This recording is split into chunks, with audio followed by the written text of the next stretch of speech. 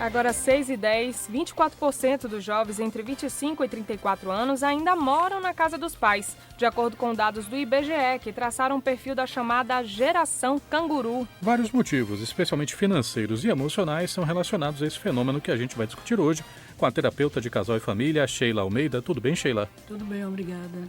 E também com o psicólogo comportamental Elídio Almeida. Tudo bem, Elídio? Tudo bem, Renato. Boa noite. Os entrevistados que não são parentes, né? Não. Pode até ser, né? Mas... Coincidência dos sobrenomes. Então, pessoal, primeiramente, essa discussão da geração canguru é uma geração passível de uma discussão moral? Em outras palavras, a gente pode condenar por algum motivo pessoas que moram com os pais depois dos 30? É uma questão de reprimenda? Na minha opinião, não. Eu acredito que o termo geração canguru, a classificação dessa categoria com essa tipografia, acho que leva a gente à reflexão do comportamento que está por trás, muitas vezes, dessas situações. Gente, um jovem, um adulto, na idade dos seus 25, 30 anos, ainda morar com os pais, fugindo um pouco a expectativa, muitas vezes, das próprias pessoas que gostariam de estar em outras situações. Eu acho que, na verdade, juízo de valor não cabe, mas talvez um entendimento de o que pode estar por trás de tudo isso, que consequências pode trazer, tanto para a pessoa quanto para os pais. Sheila? Eu acho que não vale uma reprimenda, porque é um movimento mundial. Está acontecendo em todos os países. O que chama a atenção, porque quando fala em situação financeira, a gente imagina no Brasil, isso seria uma excelente justificativa, né? Mas nos países ricos, isso também acontece. Então, na Europa, parece, né? Na Europa. Uhum. Então, a gente verifica que deve ter muitas razões subjacentes a esse fato de morarem com os pais até essa idade. E quando a gente lê notícias sobre o assunto, dão conta de que não é uma coisa exclusiva do Brasil, como você estava falando, Sheila, mas a impressão que dá é que a impressão é como se essa fosse uma discussão nova. Ela é de fato uma discussão nova ou o termo é que é recente e definiu uma coisa que já existia antes? Em outras palavras, nós estamos falando de uma coisa nova na sociedade? Eu acho que relativamente nova. Talvez a nossa sociedade está agora, a partir de agora, atenta a um fenômeno que, claro, já nos acompanha ou vem sendo desenvolvido já há um longo tempo, mas não é uma coisa tão nova assim quanto se parece. A gente talvez agora já esteja enfrentando as consequências disso, no sentido de que as pessoas elas já estão tendo dificuldade de romper esse vínculo com sua família nuclear, de alçar seus novos voos e a implicação disso para a sua vida pessoal, social e afetiva e também para a sua vida profissional. Então, talvez acho que valha mais a pena a gente entender que são consequências, e essas consequências estão sendo muito mais visualizadas agora, de um fenômeno que já vem sendo maturado aí há um bom tempo. Ou talvez agora que mudou o plano de vida das pessoas, né? Mudou. Muita gente antigamente, pelo menos no tempo de minha mãe, a mulher era criada para casar, né? Uhum. Hoje não tem mais isso. Sim. Então a mulher tem um tempo para estruturar a carreira e por isso não sai de casa. Talvez seja isso, Sheila, também? Olhe bem, essas pesquisas mostram que 60% dos cangurus são homens. Ah, é? E 40% são mulheres. E tem uma diferença, é que as mulheres, às vezes, que ficam mais tempo em casa, elas têm explicações mais afetivas, tipo apoiar os pais, fazer companhia. E os homens não, os homens ficam, a causa que mais se discute, eles ficam assim, porque enquanto eles estão ali sem ter despesas, eles estão, por exemplo, pagando seus estudos, sua formação, graduação, pós, mestrado, doutorado, não é? Estão juntando dinheiro para comprar o seu próprio apartamento, estão fazendo viagens, inclusive viagens culturais, não é? Então, não é apenas uma condição financeira ou uma condição afetiva. Tem várias razões, mas o que chama mais atenção é que são mais homens do que mulheres. Uma outra coisa que chamou a atenção dentro desse estúdio é uma questão regional, né? E bateu de frente até com, por exemplo, outro dia eu vi numa entrevistei a Marina Lima, cantora, e ela deu um depoimento pessoal dela. O depoimento pessoal dela foi horrível, né? Mas tudo bem, passou, já foi. Mas ela deu esse depoimento da própria família. O ouvinte percebe. Mas, enfim, ela deu esse depoimento da família, né? Que ela comentou, dando muita risada, né? Ela é filha de piauienses, né? Os pais dela são do Piauí. E ela comentava o seguinte, que os homens na casa dela demoraram mais para sair. Ela saiu cedo, ela é mais nova, ela saiu cedo. os irmãos eram mais velhos, demoraram para sair, e um deles casou e levou a esposa para morar junto com os pais. Imagine. Como é que fica essa... Qual é a implicação? Não assim, quer largar a barra já está da falando, saia, né? porque a gente falava assim, quem casa, quer casa. Quer casa. A gente via muito isso, né? Eu penso assim, se a gente quiser olhar pela condição financeira, nas grandes cidades está muito caro morar, seja para comprar um apartamento ou pagar um aluguel. Muitos casais preferem ficar com os pais, enquanto também projetam a compra da sua própria casa. Então, você veja, nós já listamos aqui algumas razões. Uma é essa. Eles ficam na casa dos pais e muitas vezes a convite dos próprios pais. Então, não é uma exploração desses pais e não é também usufruir de uma situação confortável. É algo que é temporário, mas que eles estão utilizando aquele apoio para uma projeção futura de uma vida privada, de eles terem a individualidade de cada um preservada, a intimidade do casal preservada, mas geralmente não é uma escolha fácil, porque acabam que são dois grupos familiares no mesmo espaço, né? Haverá uma questão de poder, haverá uma questão de efetividade, haverá uma questão de avaliação da performance de cada um. E diz que morar com sogra não dá certo, né? Dizem, não sei para quem, não é? Assim, se o homem vai morar na casa da mãe da esposa, vai ser difícil. Se ela que vai morar na casa da mãe do marido, vai ser difícil, né? Dessas situações, assim, eu sempre... Por exemplo, sempre que recebo situações de canguru chegar ao consultório, a gente acaba tentando identificar quais são as consequências, os ganhos e prejuízos que essas relações ou esses acordos eles favorecem para as pessoas envolvidas. E muitas vezes o paciente ele chega no consultório com algumas queixas assim, a minha vida pessoal tá bacana, tudo favoreceria eu morar só, casar, desenvolver minha vida, mas eu não consigo porque tenho responsabilidades e tal. E muitas vezes essas responsabilidades, as crenças que os pacientes muitas vezes apresentam no consultório, são crenças imaginárias que não necessariamente correspondem a uma necessidade de um cuidado extremamente, muitas vezes, exagerado com os pais e vice-versa, e que isso muitas vezes é um reflexo de uma criação que o momento de autonomia, de ao salvo, não foi favorecido por essa criação. Muitas vezes em função da variedade de cultura, de casa para casa, de situação para situação. E a gente sempre procura levar as pessoas a analisar as consequências disso. Muitas vezes até porque o paciente, ele procura identificar assim, só as vantagens. Tá tudo bem, eu já poderia fazer, mas o que é que não está acontecendo? E aí a gente colocar o holofote para aquilo onde realmente não está sendo entendido, não está sendo percebido pela pessoa. E muitas vezes ela consegue entender o porquê de algumas coisas estarem acontecendo dessa forma, justamente por no passado essa relação de autonomia muitas vezes não foi favorecida na criação. A gente continua conversando hoje sobre a chamada geração canguru. Estamos com entrevistados que não são parentes, mas são Luz Almeida, Sheila Almeida, terapeuta de casal, e Elídio Almeida, psicólogo comportamental. Estamos conversando aqui no Frequência Baiana. Você pode participar, pode dar seu pitaco, pode dar seu depoimento. Se tiver uma geração canguru em casa. Se você tem um canguru em casa, você não quer se desfazer dele, ou você quer se desfazer dele. Não sabe o que fazer ou você com esse filho canguru. Que não sai.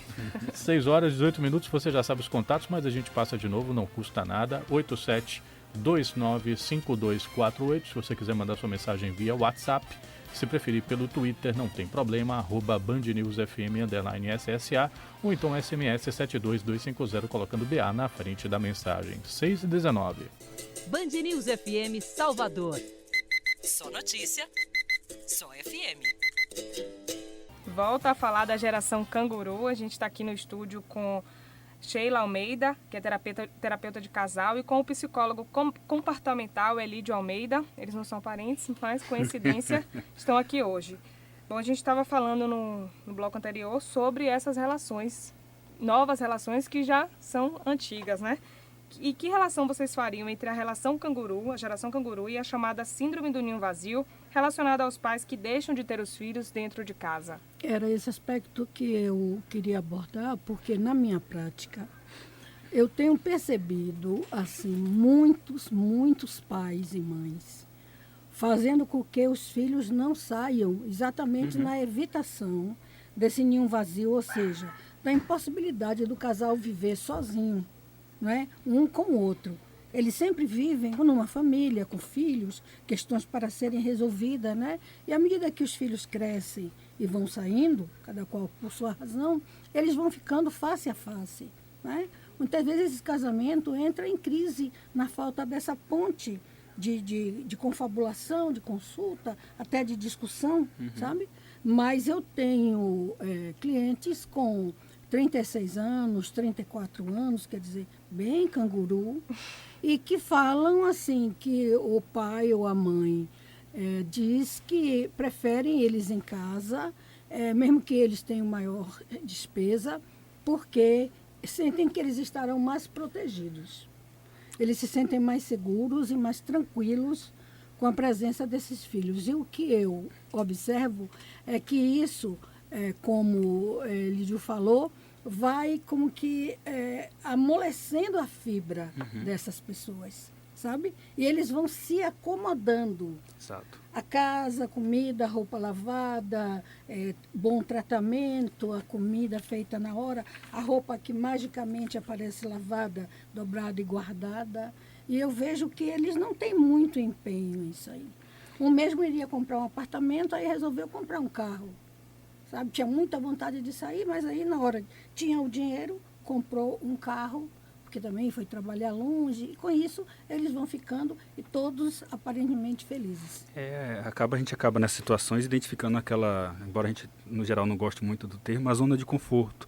E que em algum momento, quando essa zona, contra a vontade dessas pessoas, ela é desfeita, as pessoas enfrentam extrema dificuldade em se adequar, a ter essa autonomia validada e se adequar a esse mundo que é competitivo, onde as pessoas precisam tomar decisões e favorecer suas próprias conquistas, muitas vezes fugir desse mundo mágico que os pais acabam favorecendo. Bom, os ouvintes aqui já estão participando. O ouvinte com o final de telefone 9482 comenta: em termos psicológicos e afetivos, segundo o nosso ouvinte, os homens mantêm uma relação de maior dependência com os pais, principalmente com as mães. É a opinião do Ângelo Cerqueira. Concordam? A gente gosta sempre de analisar caso a caso, embora talvez na prática clínica a gente acabe verificando que de fato existe uma relação maior nessas situações dos homens com as mães. Mas isso não é a regra que vai se aplicar a todos os casos. No geral, assim, a gente acaba identificando que as mães é que têm de fato esse controle, muitas vezes a chantagem emocional, muitas vezes o termo assusta as pessoas, mas em linha, quando a gente acaba identificando, são essas situações que a mãe ela consegue muitas vezes se mostrar mais fragilizada, ou ela sempre assumiu esse papel de cuidadora, e aí acaba abraçando isso como meta de vida, filosofia de vida, e acaba levando isso inclusive para gerações, o momento da vida do homem que não necessariamente deveria estar acontecendo. Mas como é que a gente percebe que essa relação, o filho morando com os pais, né, não está sendo mais saudável? Como é que a gente consegue identificar isso? Eu diria que quando começa a provocar alguns prejuízos para uma das partes, pelo menos. Embora as pessoas envolvidas elas vão estar sempre argumentando em função dos ganhos. É confortável, como Sheila colocou aqui, eu estou nesse período apenas enquanto economizo, enquanto estabeleço uma relação, enquanto melhoro no emprego, passo no concurso. Então as pessoas vão sempre estar argumentando em função dos ganhos e benefícios que são visualizados por eles. Porém, é interessante que essa escolha ela seja feita de forma adequada quando a gente analisa os prós e contras. E aí a pessoa pode ter muito mais segurança em argumentar, ou então decidir se permanece nessa situação ou se favorece uma decisão mais adequada, numa outra perspectiva. O ouvinte aqui comenta: isso depende muito da relação que temos com os pais em casa. O ouvinte com o final do telefone 9790 que está comentando isso e completa: eu com 19 tive a oportunidade de sair de casa e me mandei. Canguru nunca. Será que não teve uma boa relação ou gosta de ser independente? Tem isso também, né? Olhe, repare, todo mundo que cresce quer alçar voos, né? E 19 anos é uma idade assim excelente para as pessoas se precipitarem nessa busca, né? Porque quanto mais se fica, mais se vai perdendo essa coragem e mais vai se ficando, como ele falou, assim, numa zona de conforto, porque é confortável. E que, ao bem da verdade, confortável nem tem muita coisa. Pois é, se fosse olhado confortável do ponto de vista físico, talvez seja uma casa confortável, empregada doméstica, Tudo banho, pronto, tudo né? pronto, né? Se fosse olhar por aí, se olhar apenas por aí, mas, gente, eu fico pensando, né? Como é desagradável adultos morando junto, dividindo um espaço que não é mais deles. Quer você queira, quer não, a autoridade ali, a lei ali naquela casa é a lei dos pais. Naturalmente, eu não quero dizer uma coisa prepotente ou autoritária, é natural que assim seja. Aqueles pais fundaram aquele núcleo, né? Então, estão acostumados a mandar, conduzir. Então, assim, é um homem de 35, 36 anos que a mãe pergunta, está onde, vai chegar a que horas? Aí tem que ligar, mãe, não vou dormir em casa hoje, sabe? Quer dizer, é desconfortável por si só. Não precisa nem que tenha uma situação maior. Eu conheço uma situação em que 2 homens com mais de 30 anos dividem o mesmo quarto que eles ocupavam desde criança. Irmãos, Pequena. 2 irmãos. 2 irmãos, cada um na sua cama, mas no mesmo quarto, disputando armário. E aí a gente acaba Controle da televisão. verificando isso, principalmente em consultório, levando essa pessoa a pensar um pouco mais adiante. Tá? Como vai ser, então, quando você casar? Você vai aprender a administrar sua vida financeira, a administração doméstica, como? Que muitas vezes poderia estar aproveitando essa fase da vida para ter os pais como consultores. E aí, na verdade, eles vão, de repente, ter extremas dificuldades quando efetivamente resolverem sair de casa, casar, administrar sua própria vida doméstica. Porque num momento talvez mais adequado da vida, poderia estar explorando mais isso. E a gente acaba verificando que as pessoas têm muito medo dessa frustração, tanto os pais quanto os filhos. E aí acaba, por conta desse receio da frustração, alimentando essa cadeia e gerando cada vez mais canguru aí nessa bolsa. Agora, às 6h30, a gente continua batendo esse papo sobre a geração canguru. Esse é o Frequência Baiana. Band News FM, Frequência Baiana. O assunto é a geração canguru, Maria Lorena Alves. Estamos aqui conversando com os nossos 2 entrevistados, Sheila Almeida, ela que é terapeuta de casal e família, e também estamos com o psicólogo comportamental Elídio Almeida, além dos ouvintes que estão agora mandando mensagens via WhatsApp. Por exemplo, o ouvinte com o final de telefone 7441 mandou uma mensagem aqui pelo WhatsApp, o WhatsApp da gente que é 87295248. O ouvinte Vinícius fez a pergunta que é também uma provocação: geração canguru ou preguiça? Vou aproveitar aqui a pergunta dele e a provocação dele para comentar aqui de uma outra geração que a gente ouviu falar também, que o nosso produtor Vitor Andrade, que está aqui no estúdio com a gente agora, a gente denuncia mesmo, que ele estava comentando aqui com a gente que a geração nem estuda nem trabalha. Tem muito isso, né? Poderíamos traçar uma linha de delimitação entre o que é uma geração canguru e uma geração neném para discutir até a provocação que o ouvinte fez aqui da geração preguiça? Eu acho que a grande diferença dessas gerações é que parece que um é mais consciente. Eu não quero e tá bom como tá, não tenho muita preocupação com o futuro, e isso parece ser mais consciente. Parece que a geração canguru ela é mais implícita as informações, as mensagens, as ordens que chegam, os comandos, os benefícios, e aí a pessoa nem sempre ela percebe que está tendo não só os ganhos quanto os prejuízos. Eu acho que a grande diferença que a priori a gente poderia colocar entre essas nomenclaturas aí das gerações seria, acho que uma parece ser mais consciente. Eu não quero trabalhar, eu não preciso me preocupar com o futuro, meus pais são ricos, eu tenho o que comer, onde dormir, tudo bem. Você concorda, Sheila? Parcialmente. Eu acho assim que a geração neném tem um conteúdo mais sociológico, assim, digamos, aí eu vou falar do Brasil especificamente. Jovens que não tiveram condições de continuar os estudos, que pararam por necessidades de trabalhar, ou outras necessidades, ou desmotivação pela própria escola. E, assim, trabalhar hoje, aí cria-se um círculo vicioso. Se você não tiver uma formação adequada, não tem campo de trabalho. Todo o trabalho hoje está pedindo um mínimo de especialização e conhecimento. Então, eu acho que, enquanto que a geração canguru é uma, eu penso assim, é uma geração que escolhe, eu acho que a neném pode ser uma questão sociopolítica, um efeito do que nós estamos passando. Porque, por exemplo, eu não leio muito sobre a geração neném nos outros países nos países desenvolvidos. Sabe? Nem estudo, nem trabalho. Não tem, parece que é uma característica bem peculiar desses países em desenvolvimento e bem peculiar do Brasil. E a canguru, acho que a gente distanciaria essa questão da preguiça, porque no geral são pessoas que trabalham e estudam. Muitas vezes, inclusive, bem desenvolvidas, tanto no aspecto da educação, formação educacional, também profissional. Então, acho que não seria adequado a esse termo da preguiça, por exemplo, associado a essas pessoas. Inclusive com excelentes salários. Sim. Os jovens neném, que a gente estava falando agora, não necessariamente sejam ricos. Quem tem uma classe Geralmente inferior... não são. Não assim, são, né?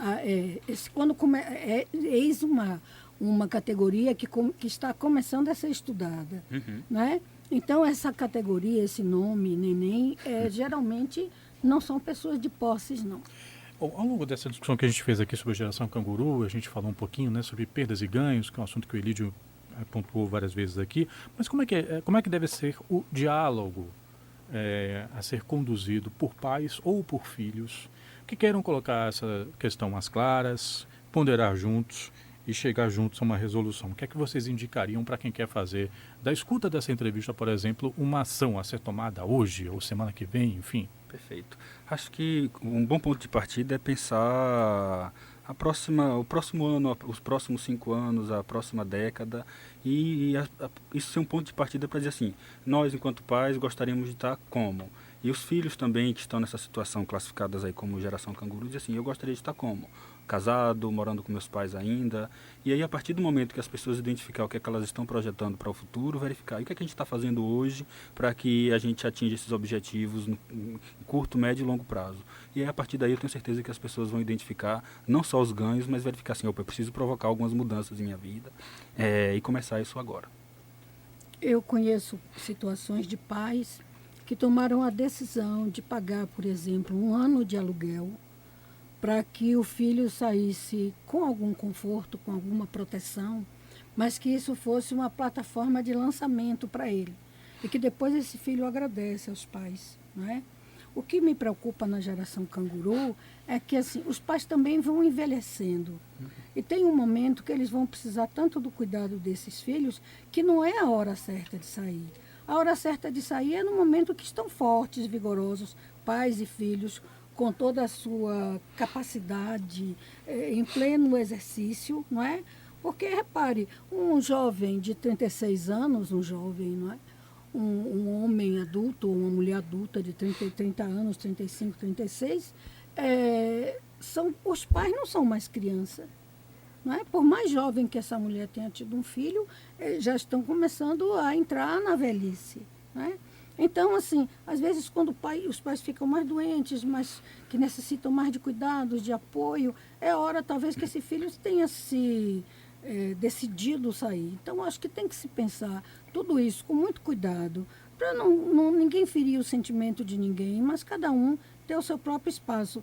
Porque hoje, é interessante, ele falou que se sair para casar, eu acho que hoje o que se sai menos é para casar.